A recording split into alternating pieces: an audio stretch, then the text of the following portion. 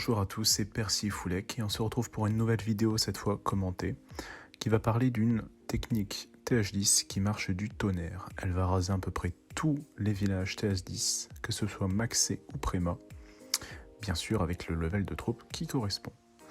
Alors, on va attaquer tout de suite la compo. Donc vous allez avoir besoin d'un golem, de 7 PK, 6 mages, 6 archers, un ballon.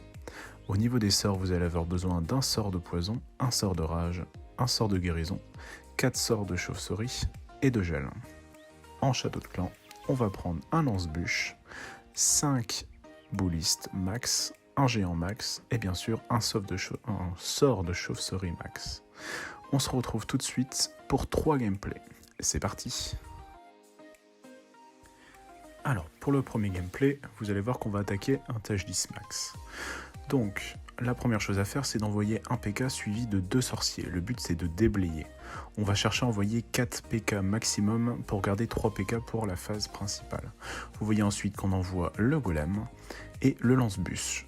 Le lance-bûche doit obligatoirement ouvrir les compartiments TDE comme sur ce village, sinon les troupes vont tourner et ça va pas aller. Vous voyez du coup que j'ai lancé mes 3 PK à l'intérieur. Je peux me permettre d'enrager les PK puisque on a le château de clan qui est assez accessible. Et je vois que mes héros étaient en train de tourner. Pendant ce temps-là, vous voyez, j'ai 2 PK en haut qui commencent à cleaner. Pour l'instant, tout va bien. Au milieu, ça commence à sortir. On garde le soin pour les boulistes. En général, le rage, gardez-le pour les boulistes. Vous ragez, vous soignez directement. Le but avec cette compo, comme vous voyez, c'est de prendre toutes les tours de mage. Là, il en reste une. J'ai encore mes PK qui vont aller s'en occuper. Je n'ai quasi pas besoin des sorts sur cette attaque. Vous voyez comme c'est facile. J'ai toujours les pouvoirs de mes héros. La reine qui tape l'électro. Et j'ai encore de gel. Donc je vais envoyer les sorts de chauve-souris là où il reste des défenses. Donc pensez bien, s'il reste encore des tours de mage, pensez bien à geler. Les chauves-souris se font one shot. Donc c'est vraiment pas évident.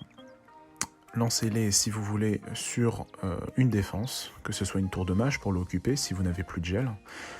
Et sinon, lancez-les dehors, qu'elles aient le temps de se regrouper et qu'elles fassent encore plus de dégâts.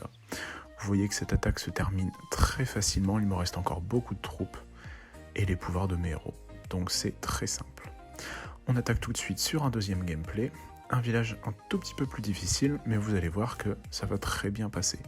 Là, le but, ça va être pour moi d'ouvrir le compartiment des TDE pour pouvoir en accéder à une. Vous allez voir que je vais clean en bas, puisque j'ai vu 2 tours de mage en bas, et les PK vont très vite s'en occuper. Les sorciers sont là pour aider les PK à faire du clean. Là, on envoie le golem pour tanker le lance-bûche. Le lance-bûche, vous allez voir qu'il va m'ouvrir le compartiment des arcs X, très important sur un village comme ça. Et en plus, il va m'ouvrir un rempart qui pourra me mener à la TDE. Donc là, j'envoie mes héros derrière. Je commence à rager puisque je vois que le CDC est sorti. Mes PK continuent de tourner. Vous voyez qu'il ne reste qu'une tour de mage. Les défenses et les tours de sorciers, les tours de l'enfer multi, pardon, elles ne servent quasiment à rien sur ces compos-là. Si toutefois vous avez ce même village mais avec des tours de l'enfer multi, pensez à les geler. Là ici j'ai pas eu besoin de mes 2 gels, donc elles auraient pu servir pour les TDE. Vous voyez encore une fois que c'est un carnage, la compo passe très très large. Toutes mes chauves-souris vont aller sur la dernière TDE. Et je me suis même permis de troll les sorts. On accélère un peu et on finit. Dernier village. Donc sur cette attaque, vous voyez c'est un village complètement max, à part les héros bien sûr. Là j'ai choisi comme d'habitude d'aller clean avec les PK. Vous voyez que sur les bâtiments à gros dégâts, je mets directement les sorciers derrière pour aider. J'ai toujours mes 3 PK qui sont disponibles pour, on va dire, le push. Donc j'ai envoyé le golem, derrière le lance-bûche qui va m'ouvrir l'intégralité du village, plus il va me taper la TDE multi. Vous allez voir que là, mes héros vont tourner, mais c'est normal, et de toute façon, le PK qui est à gauche, il s'occupe de clean pour faire en sorte que mes héros retournent dans le bon chemin.